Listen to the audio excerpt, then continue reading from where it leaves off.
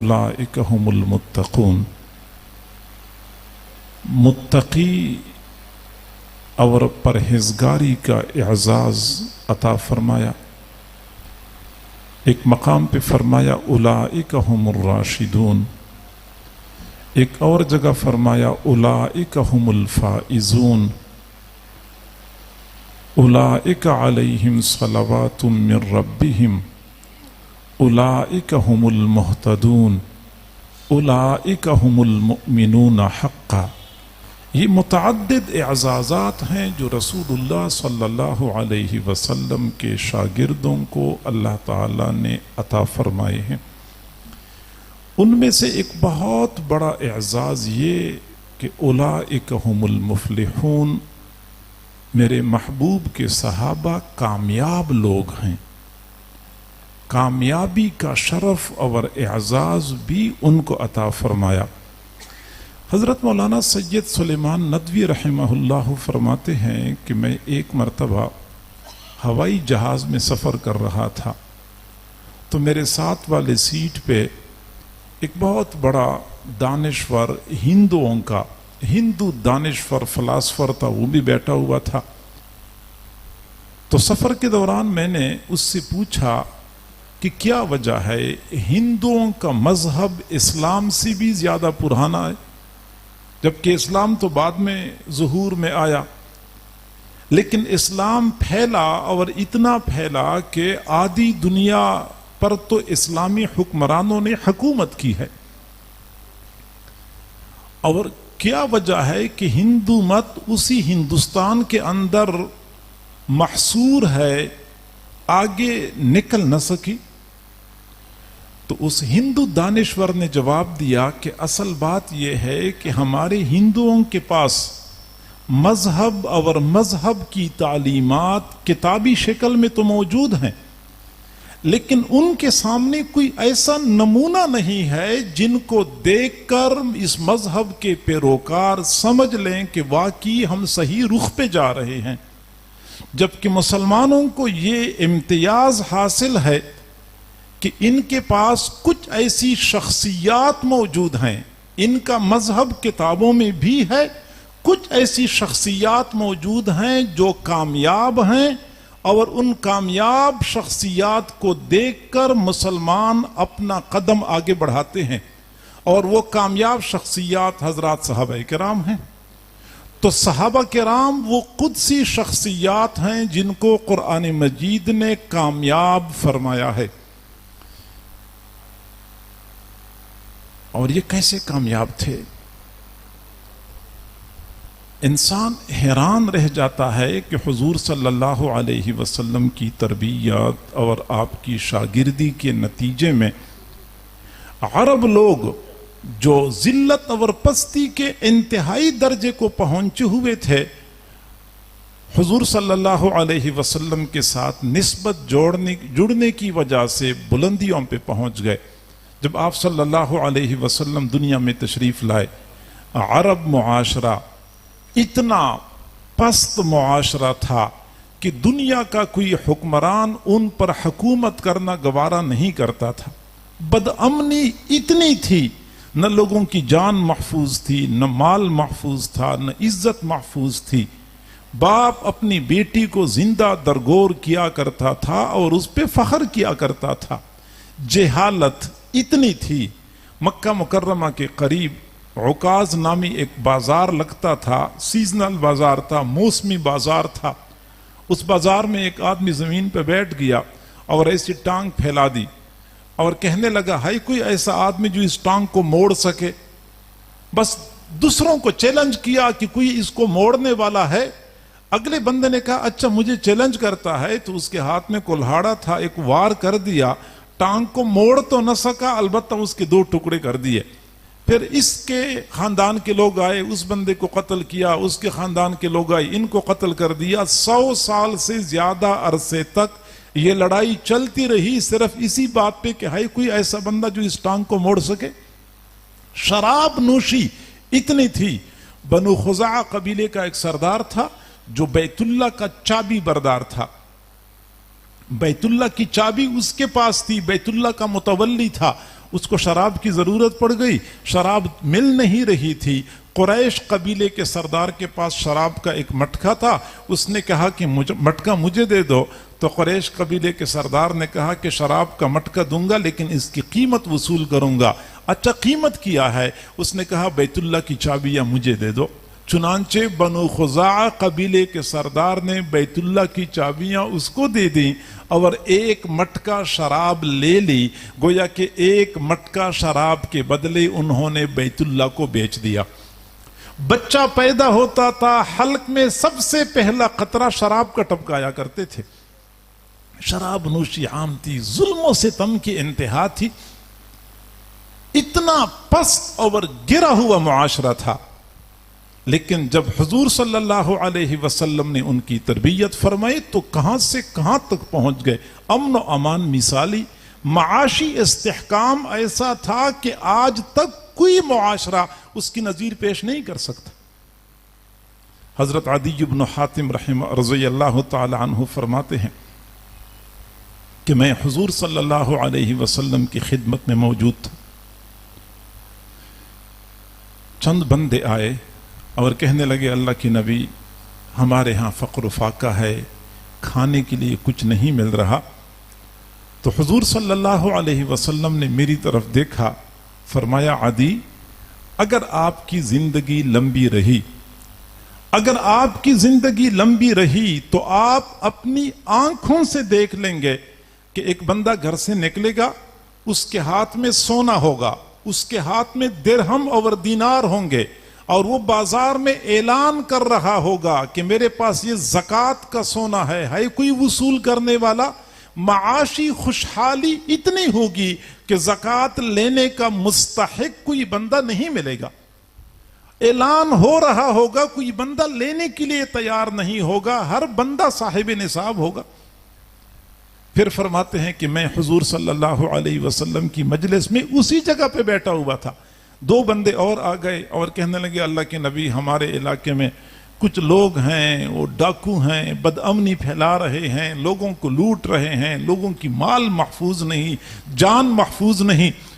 تو آپ صلی اللہ علیہ وسلم نے میری طرف دیکھا، پھر فرمایا عدی اگر آپ کی زندگی لمبی رہی تو آپ اپنی آنکھوں سے دیکھ لیں گے کہ حیرہ مقام سے ایک خاتون چلے گی، بیت اللہ تک تنے تنہا سفر کرے گی، زیورات اس نے پہنے ہوئے ہوں گے، اونٹ پہ سفر کرے گی، اس پورے سفر میں نہ اس کو اپنی جان کا خطرہ ہوگا، نہ عزت کا خطرہ ہوگا، نہ مال کا خطرہ ہوگا۔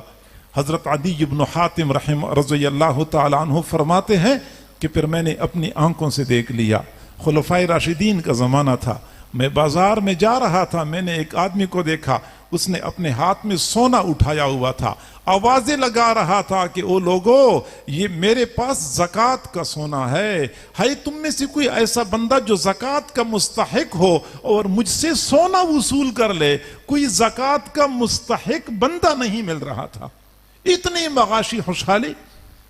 پھر فرماتے ہیں کہ میں حج کے لیے گیا ہوا تھا مکہ مکرمہ میں، مجھے لوگوں نے بتایا کہ یہاں حیرہ مقام سے ایک خاتون آئی ہے۔ حیرہ کوفہ کے قریب ایک مقام ہے، حیرہ اور مکہ مکرمہ کے درمیان 1 مہینہ کی مسافت ہے، 1 مہینہ سفر کر کے بندہ حیرہ سے مکہ پہنچ سکتا ہے۔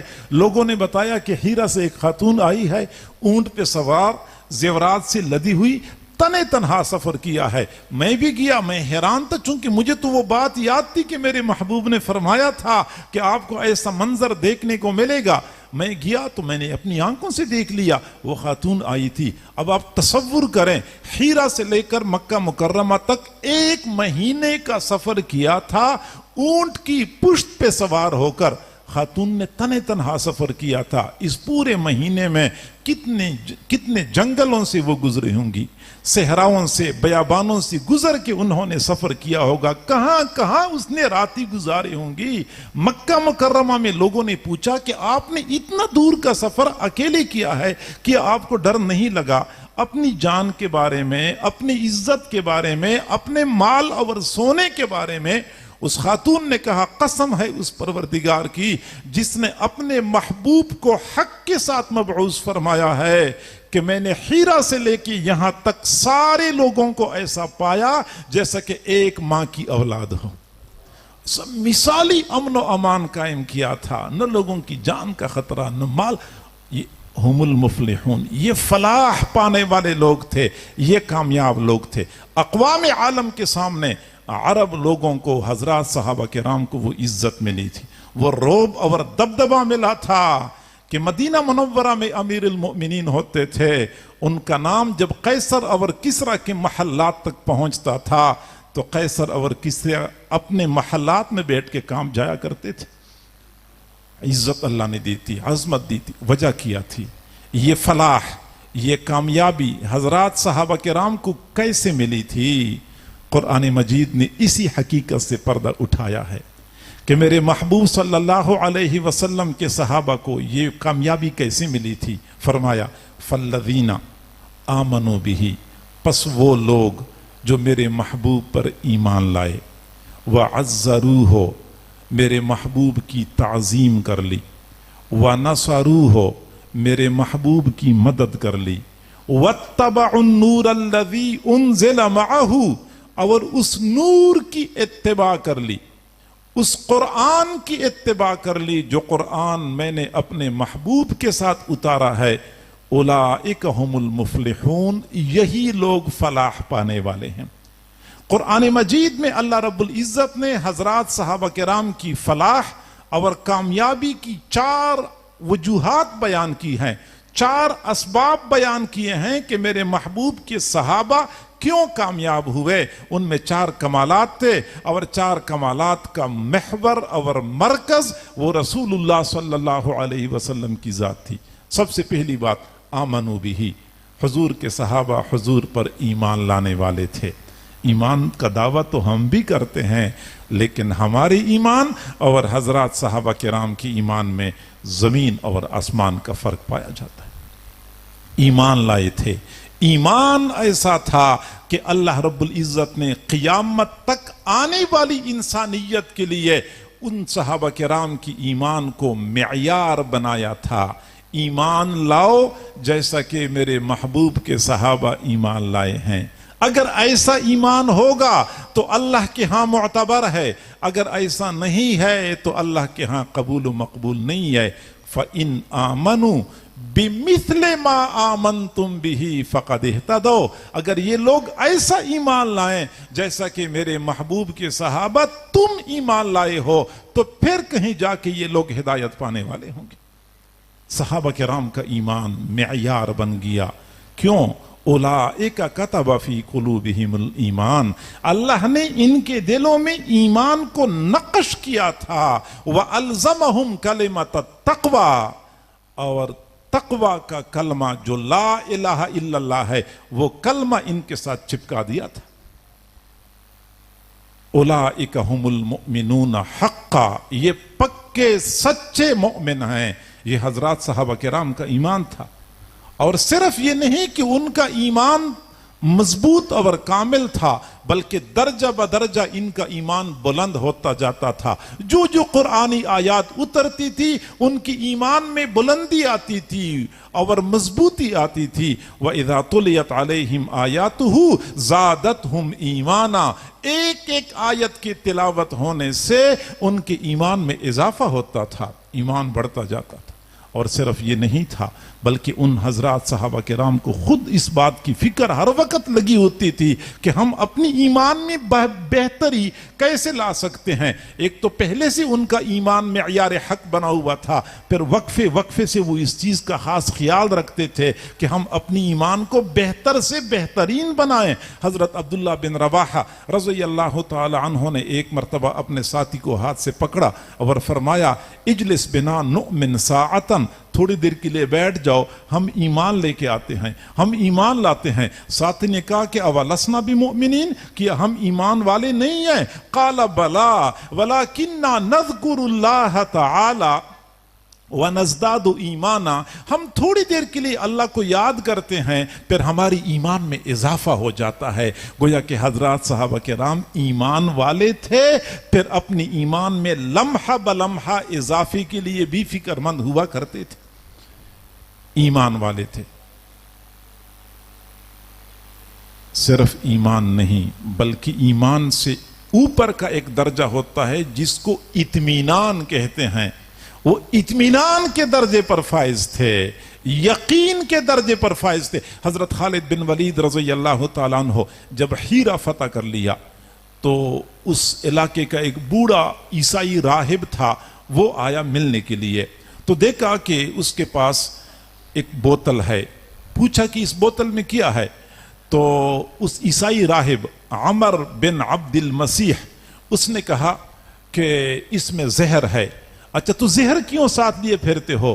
جواب دیا اس لیے زہر لے کے آیا ہوں کہ اگر آپ نے ہماری عوام کے ساتھ بدسلوکی کی تو میں اپنے عوام کی بدسلوکی برداشت نہیں کر سکتا، میں زہر کا پیالہ پی لوں گا اور میں اپنے آپ کو ختم کر دوں گا۔ تو حضرت خالد بن ولید نے فرمایا کہ زہر بھی اثر کر سکتا ہے بندے پر؟ اس نے کہا اتنا خطرناک زہر ہے، ایک قطرہ جسم میں چلا جائے بالکل بندہ نہیں بچ سکتا۔ فرمایا ذرا مجھے دیکھنے دو، مجھے بھی آزمانے دو۔ پھر حضرت خالد بن ولید کھڑے ہوئے اور پڑھا بسم اللہ الذی لا یضر مع اسمہ شیء فی الارض ولا فی السماء، بس یہ پڑھا اور پوری شیشی خالی کر دی۔ وہ عیسائی راہب حیران ہو گیا، کہنے لگا عربوں کو، وہاں جو لوگ موجود تھے، کہنے لگا کہ جب تک تمہارے درمیان یہ ایک بندہ بھی باقی رہے گا تم کبھی مغلوب نہیں ہو سکتے۔ جس کا اپنے رب کے وعدوں پر اتنا پکا یقین ہے۔ حضرت ابو الدرداء رضی اللہ تعالیٰ عنہ بازار میں تھے، کسی نے کہا کہ آپ کے گھر کو آگ لگ گئی، فرمایا نہیں ہو سکتا۔ تھوڑی دیر بعد ایک اور بندہ بھاگتا ہوا کہتا ہے آپ کا گھر جل گیا، راکھ کے ڈھیر میں تبدیل ہو گیا، فرمایا نہیں ہو سکتا۔ تھوڑی دیر بعد ایک اور بندہ آیا، کہنے لگا گھر مکمل جل گیا، خاکستر ہو گیا، فرمایا نہیں ہو سکتا۔ اب تھوڑی دیر بعد ایک اور بندہ آیا، اس نے کہا آگ لگی تھی محلے میں، آپ کے گھر کی طرف بڑھتی جا رہی تھی، بس آپ کے گھر کی دیوار تک پہنچی تو بجھ گئی۔ فرمایا کہ بالکل مجھے بھی یہی یقین تھا کہ میرا گھر آگ نہیں جلا سکتی۔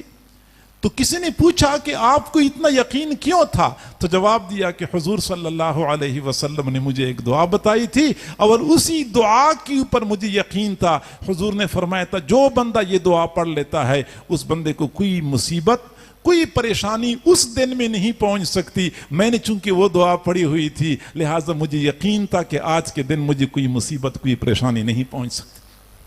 ایمان کے بعد ان کو یقین کا کامل درجہ حاصل تھا۔ ایک ایک صحابی ایمان میں بھی مثل اور بھی مثال۔ حضرت عمار بن یاسر رضی اللہ تعالیٰ عنہ کے بارے میں حضور صلی اللہ علیہ وسلم نے فرمایا مولع عمار ایمانا الی مشاشتہ، عمار بن یاسر ایمان سے حلق تک بھرا ہوا ہے، گویا کہ جسم کی رگ رگ ریشے ریشے میں ایمان سمایا ہوا ہے۔ حضرت عثمان غنی رضی اللہ تعالیٰ عنہ کے بارے میں حضرت عمر رضی اللہ تعالیٰ عنہ نے فرمایا کہ حضرت عثمان کے پاس اتنا ایمان ہے کہ اگر شہر کے سارے لوگوں میں تقسیم کر دیا جائے تو سب کے لیے کافی ہو جائے گا۔ ایک ایک صحابی ایمان میں بھی مثل اور بھی مثال تھا۔ فرمایا فالذین آمنوا بہ، صحابہ کرام کی فلاح اور کامیابی کی پہلی وجہ کہ یہ ایمان لانے والے ہیں۔ وَعَزَّرُوهُ، صحابہ کرام نے دوسرا کام یہ کیا کہ حضور صلی اللہ علیہ وسلم کی تعظیم کی۔ جیسے حضرات صحابہ کرام حضور صلی اللہ علیہ وسلم کی محبت میں بے مثل اور بے مثال تھے، وہاں پہ حضرات صحابہ کرام آپ علیہ السلام کی تعظیم اور احترام میں بھی بے مثل اور بے مثال تھے۔ صلح حدیبیہ کا واقعہ ہے، قریش مکہ کی جانب سے حضرت عروہ بن مسعود ثقفی رضی اللہ تعالیٰ عنہ نمائندہ بن کے حضور صلی اللہ علیہ وسلم کے پاس آئے مذاکرات کرنے کے لیے۔ ابھی عروہ بن مسعود ثقفی مسلمان نہیں ہو چکے تھے، مذاکرات کرنے کے لیے آئے تھے، لیکن وہ بہت جہاندیدہ اور سمجھدار بندے تھے، وہ ایک طرف تو حضور صلی اللہ علیہ وسلم کے ساتھ مذاکرات کر رہے تھے اور دوسری جانب حضرات صحابہ کرام کا بغور مشاہدہ کر رہے تھے کہ صحابہ کرام اپنے پیغمبر کے ساتھ کس طرح کا رویہ رکھتے ہیں۔ کافی دیر تک مشاہدہ کرنے کے بعد جب مذاکرات ناکام ہوئے، عروہ بن مسعود ثقفی واپس چلے گئے مکہ مکرمہ، اور پھر قریش کے سامنے انہوں نے اپنے تأثرات کا اظہار کیا اور کہنے لگے یا معشر قریش، اے قریش کی جماعت، یا معشر قریش،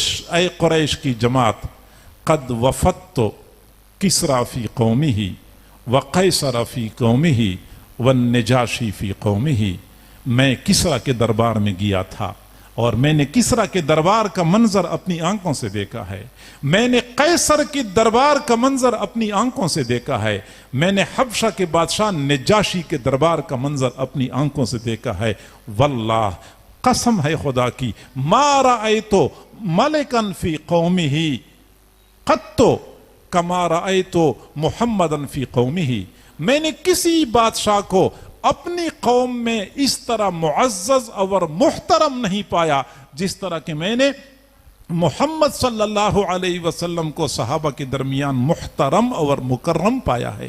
جیسے یہ لوگ اپنے پیغمبر کی تعظیم اور احترام کرتے ہیں، میں نے نہیں دیکھا کہ کسی قوم نے اپنے بادشاہ کی ایسی تعظیم کی ہو۔ واللہ قسم خدا کی، ما تنخم نخامتا الا وقعت فی ید احد منہم، جب بھی آپ علیہ السلام نے کوئی لعاب دہن تھوکنا چاہا تو ابھی انہوں نے تھوکا ہوتا تھا کہ ایک صحابی پہنچ جاتے تھے، اپنے ہاتھ آگے کر کے ہاتھوں پہ لے لیتے تھے، فَدَلَكَ بِهَا وَجْهَهُ وَصَدْرَهُ، اپنے چہرے پہ مل لیا کرتے تھے اور اپنے سینے پہ مل لیا کرتے تھے۔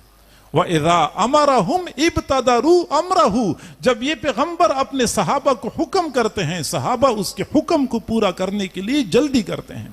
وَإِذَا تَوَزَّعَ تَقَاتَلُوا عَلَى وُضُوئِهِ، جب یہ وضو کرتے ہیں تو وضو کے استعمال شدہ پانی پر ایک دوسرے کے ساتھ لڑتے جگڑتے ہیں، وضو کا پانی اپنے ہاتھوں پہ لیتے ہیں اور چہرے پہ ملتے ہیں اور اپنے سینوں پہ ملتے ہیں۔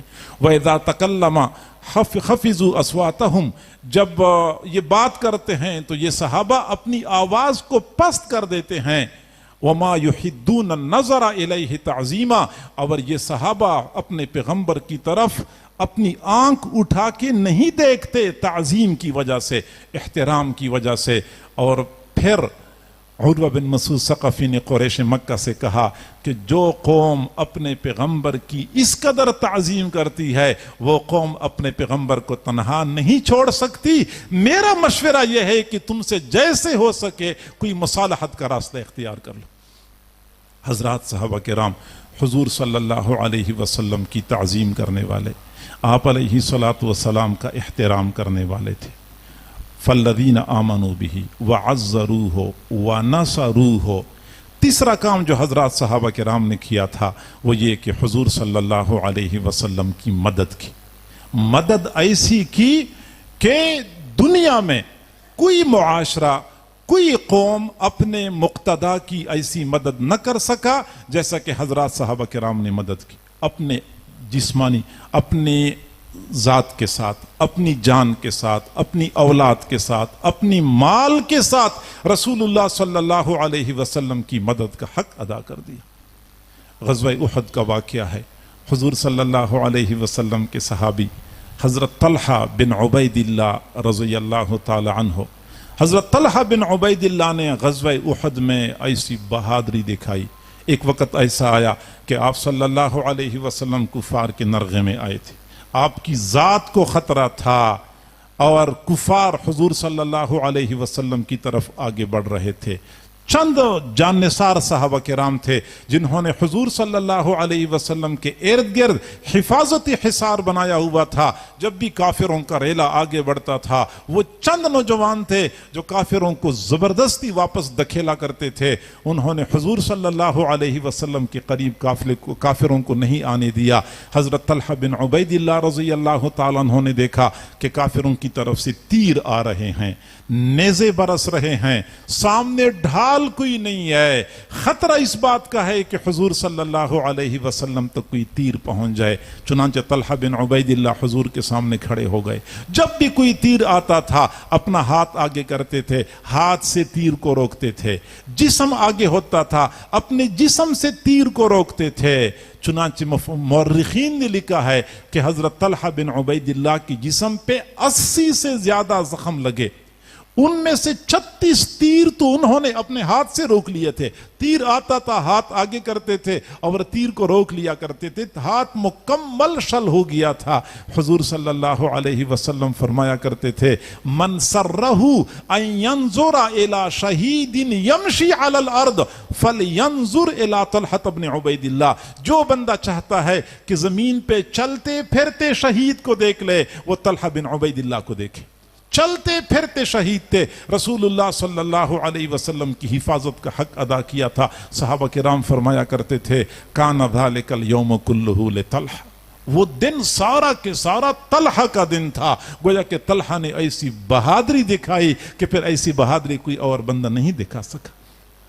اسی موقع پہ حضرت ابو دجانہ رضی اللہ تعالیٰ عنہ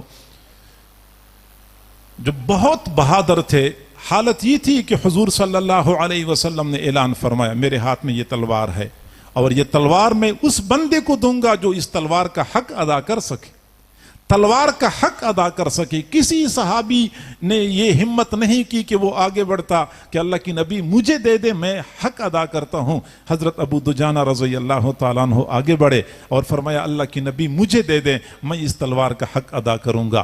اصل مقصد یہ تھا کہ جب تک تلوار ٹوٹے نہ اس وقت تک بندے نے قتال کرتے رہنا ہے۔ حضرت ابو دجانہ رضی اللہ تعالیٰ عنہ نے تلوار ہاتھ میں لے لی اور پھر احد کے میدان میں جس طرح تکبرانہ انداز سے چلنا ہوتا ہے اس انداز سے چلنے لگے۔ پھر حضرت ابو دجانہ رضی اللہ تعالیٰ عنہ ایسے مواقع پہ سرخ رومال سر پہ باندھ لیا کرتے تھے۔ یہ سرخ رومال کو وہ لوگ دستار موت مانا کرتے تھے کہ یہ موت کی دستار ہے، اور جب وہ سرخ رومال باندھ لیتے تھے پھر کافر لوگ سمجھ جاتے تھے کہ اب اس کا سامنا کوئی بندہ نہیں کر سکتا۔ پھر انہوں نے بہادری دکھائی کہ اس تلوار کا حق ادا کر دیا۔ پھر ایک وقت ایسا آیا کہ حضرت ابو دجانہ رضی اللہ تعالیٰ عنہ نے جب دیکھا کہ حضور صلی اللہ علیہ وسلم کی طرف کافر بڑھ رہے ہیں تو وہ خود حضور علیہ السلام کے سامنے کھڑے ہوئے، چہرہ حضور کی طرف تھا اور ایسی جھک کے کھڑے ہو چکے تھے کہ کسی طرف سے بھی تیر حضور صلی اللہ علیہ وسلم تک نہ پہنچے۔ دائیں بائیں اور پیچھے کی جانب سے تیروں پہ تیر لے رہے تھے لیکن آپ صلی اللہ علیہ وسلم کی حفاظت کی۔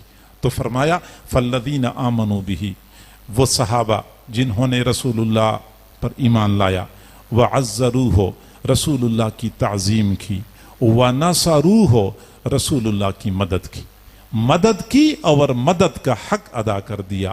نہ صرف یہ کہ اپنی جانوں سے مدد کی بلکہ اپنے مال کے ساتھ مدد کر لی۔ غزوہ تبوک کا واقعہ تھا، حضرت عثمان غنی رضی اللہ تعالیٰ عنہ کو پتہ چلا کہ حضور صلی اللہ علیہ وسلم جہاد میں جا رہے ہیں، مجاہدین کے لیے سامان کی ضرورت ہے، سواریوں کی ضرورت ہے، تو حضرت عثمان غنی رضی اللہ تعالیٰ عنہ نے غزوہ تبوک میں 950 اونٹ، 50 گھوڑے پیش کر دیے، 950 اونٹ اور 50 گھوڑے پیش کر دیے، اور یہ اونٹ بھی سامان سے لدے ہوئے تھے، 7 زیرے اور تلواریں اور کمان اور تیر یہ بھی پیش کر دیے، اور اس کے ساتھ ساتھ 10,000 دینار نقد پیش کر دیے۔ مورخین کہتے ہیں کہ 30,000 کا لشکر تھا، اور 30,000 کے لشکر کے لیے حضرت عثمان غنی رضی اللہ تعالیٰ عنہ نے اتنا مال پیش کر دیا کہ 1/3 لشکر کی تمام ضروریات کے لیے کافی ہو گیا، سواریوں کے لیے بھی کافی ہو گیا، اسلحے کے لیے بھی کافی ہو گیا، سفر خرچ کے لیے بھی کافی ہو گیا۔ اور یہ وہ موقع تھا کہ پھر حضور صلی اللہ علیہ وسلم نے اسی ایک نشست میں حضرت عثمان غنی رضی اللہ تعالیٰ عنہ کے بارے میں فرمایا کہ عثمان فی الجنہ، عثمان فی الجنہ، عثمان 7 مرتبہ فرمایا تھا ایک ہی نشست میں کہ عثمان جنتی ہے، عثمان جنتی ہے، عثمان جنتی ہے۔ اور پھر آخر میں فرمایا کہ اب اس کے بعد عثمان جو بھی عمل کرے اس کا کوئی عمل عثمان کو نقصان نہیں پہنچا سکتا۔ یعنی یہ حضور صلی اللہ علیہ وسلم نے گارنٹی دی تھی حضرت عثمان کو. تو میں عرض کر رہا تھا انہوں نے اپنی جانوں کے ساتھ رسول اللہ کی مدد کی, اپنے مال کے ساتھ رسول اللہ کی مدد کی. اور حضرات صحابہ کرام کا چوتھا کمال یہ کہ وَاتَّبَعُوا النُّورَ الَّذِي أُنزِلَ مَعَهُ, صحابہ کرام نے اس نور کی اتباع کر لی, اس قرآن کی پیروی کر لی جو قرآن حضور صلی اللہ علیہ وسلم کے ساتھ اتارا گیا تھا. اس قرآن پہ عمل کیا اور عمل کا حق ادا کر دیا. حضرت عمر رضی اللہ تعالیٰ عنہ جلالی تھے, لیکن جب بھی قرآن مجید کا کوئی حکم سامنے آتا تھا تو پھر آگے نہیں بڑھتے تھے. ان کے دربار میں ایک مرتبہ عیینہ بن حصن رضی اللہ عنہ ایک صحابی ہیں, وہ آئے. وہ ذرا بوڑھے تھے, معمر تھے, تو زیادہ آداب سے واقف نہیں تھے, اور حضرت عمر سے کہنے لگے ہی یا ابن الخطاب, ہی یا ابن الخطاب فواللہ ما تعطین الجزل ولا تحکم بیننا بالعدل. او ابن الخطاب, نہ تو آپ ہمیں مال پیسہ دیتے ہیں, نہ ہمارے درمیان انصاف کے ساتھ فیصلے کرتے ہیں, نہ ہمیں مال پیسہ دیتے ہیں, نہ ہمارے درمیان انصاف کے ساتھ فیصلے کرتے ہیں. فغضب عمر, حضرت عمر غضبناک ہو گئے. حتی ہم ان یوقع بہ, یہاں تک کہ انہوں نے قصد کر لیا کہ عیینہ بن حصن کو سزا دے دے. لیکن فقال الحر, حر بن قیس ایک اور صحابی تھے, کہنے لگے امیر المؤمنین, اللہ رب العزت نے حکم دیا ہے کہ وَأْمُرْ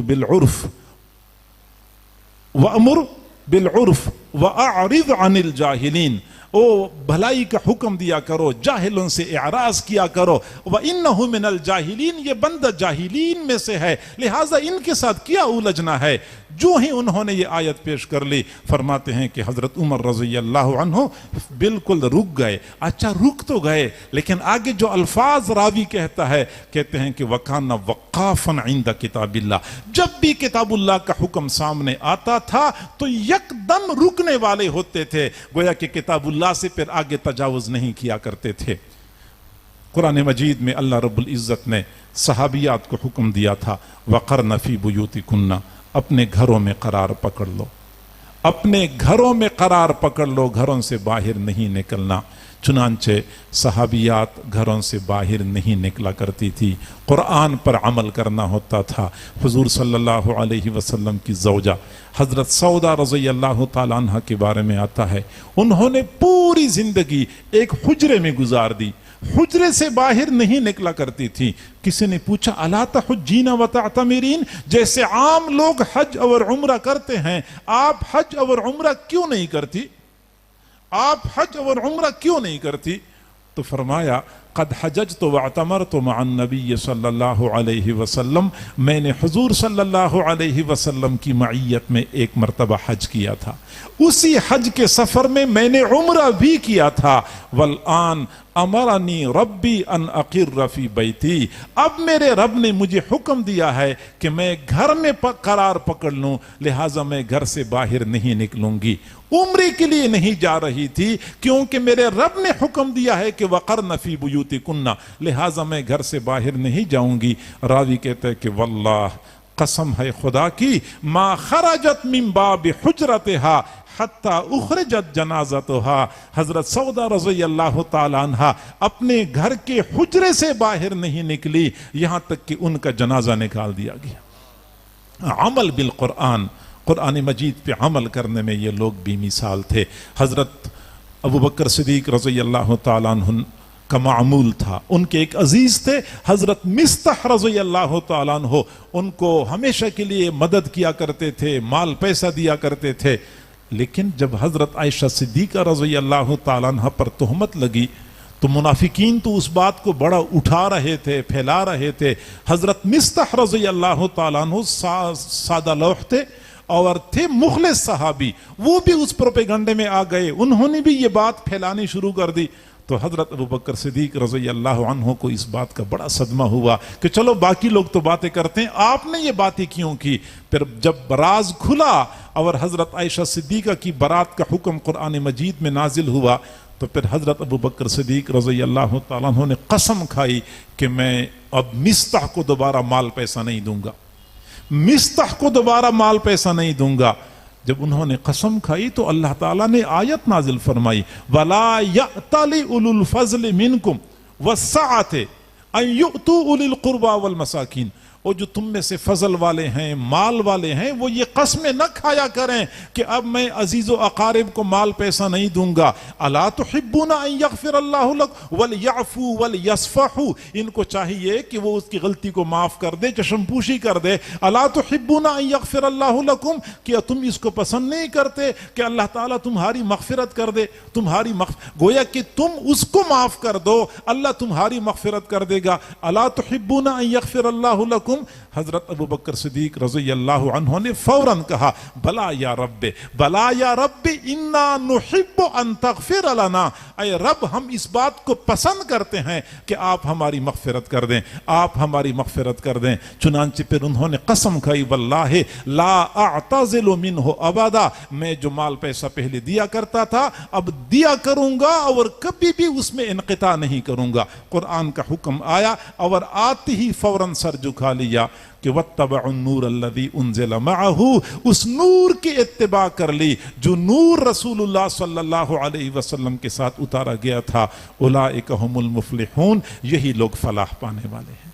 یہ چار خوبیاں تھی، آمنوا بہ، رسول اللہ پر ایمان لانے والے تھے، وعزروہ، رسول اللہ کی تعظیم کرنے والے تھے، ونصروہ، رسول اللہ کی مدد کرنے والے تھے۔ کتنا ہی شدید مرحلہ کیوں نہیں ہوتا تھا، حضرات صحابہ کرام اپنے پیغمبر کی مدد کے لیے پیش ہوا کرتے تھے۔ غزوہ بدر کا موقع ہے، حضور صلی اللہ علیہ وسلم تو قافلے کے تعاقب کے لیے نکلے تھے، باقاعدہ جنگ کی تیاری بھی نہیں کی تھی، آگے کافروں کے مسلح لشکر کے ساتھ سامنا ہوا۔ آپ صلی اللہ علیہ وسلم نے صحابہ کرام کو فرمایا کہ اشیروا علی ایھا الناس، لوگوں مجھے مشورہ دو، مجھے کیا کرنا چاہیے، ہم تو جہاد کی تیاری بھی نہیں کر چکے، ادھر سے کافروں کا مسلح لشکر سامنے کھڑا ہے، کیا کرنا چاہیے؟ حضرت ابو بکر صدیق رضی اللہ تعالیٰ عنہ کھڑے ہو گئے، بہت بلیغ انداز میں اپنی بہادری اور اپنے جذبات کا مظاہرہ کیا۔ حضور علیہ الصلوۃ والسلام نے پھر فرمایا اشیروا علی ایھا الناس، لوگوں مجھے مشورہ دو، مجھے کیا کرنا چاہیے؟ حضرت عمر رضی اللہ تعالیٰ عنہ کھڑے ہوئے، انہوں نے بھی اپنے انداز میں اپنی وفاداری کا اظہار کیا۔ آپ نے پھر فرمایا اشیروا علی ایھا الناس، لوگوں مجھے مشورہ دو، مجھے کیا کرنا چاہیے؟ پھر حضرت مقداد بن اسود رضی اللہ عنہ کھڑے ہو گئے اور حضرت مقداد بن اسود نے کہا لا نقول کما قالت بنو اسرائیل لموسیٰ، اللہ کی نبی ہم وہ بات نہیں کرتے جو بنی اسرائیل نے حضرت موسیٰ علیہ السلام سے کی تھی، اذهب انت وربک فقاتلا انا ہاہنا قاعدون۔ بنی اسرائیل نے حضرت موسیٰ علیہ السلام سے کہا تھا کہ تو بھی جا، تیرا رب بھی جائے اور تم قتال کرو، ہم یہی بیٹھے ہوئے ہیں، ہم قتال کے لیے تیار نہیں ہیں۔ فرمایا ہم وہ نہیں ہیں کہ وہ بات کریں جو بنو اسرائیل نے کی تھی، وَلَكِنَّا نُقَاتِلُ عَنْ يَمِينِكَ وَعَنْ يَسَارِكَ وَبَيْنَ يَدَيْكَ وَخَلْفَكَ، اللہ کے نبی ہم آپ کے دائیں اور بائیں اور آگے اور پیچھے ہر جانب سے قتال کرتے رہیں گے۔ جب حضور صلی اللہ علیہ وسلم نے یہ سنا سر واستنار وجہہ، آپ صلی اللہ علیہ وسلم بہت خوش ہوئے، آپ کا چہرہ مبارک خوشی سے چمک اٹھا۔ صحابہ کرام میں سے ہر بندہ یہ خواہش کرتا تھا کہ کاش کہ یہ کلمات میں ادا کر لیتا، حضور صلی اللہ علیہ وسلم میرے کلمات سے اس قدر خوش ہو جاتے۔ تو ہم وہ لوگ نہیں ہیں جو بنی اسرائیل تھے جنہوں نے اپنے موسیٰ علیہ السلام سے کہا تھا کہ آپ جائیں اور آپ کا رب جائے اور آپ قتال کریں اور ہم یہیں بیٹھے ہوئے ہیں۔